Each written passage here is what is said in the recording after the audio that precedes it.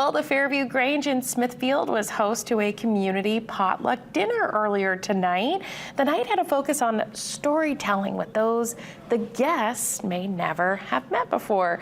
It was put on by the nonprofit organization Community Plate, who helped put together the Maine Community Cookbook. The book is a collection of recipes from generations of Mainers telling a story through meals. Community Plate has hosted a dinner like this over 30 times all over the state, looking to tackle the issue of loneliness and social disconnection. They say there's no two things that bring people together like talking and eating.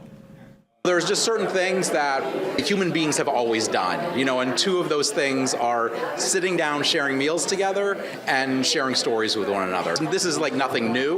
Like we haven't created something that's sort of revolutionary. It's just taking these things that have, for centuries, connected people and kind of reintroducing it as an opportunity, creating an opportunity for people to sit down and share stories. And I heard this was an excellent night. You can learn more about Community Plate with a link on our website.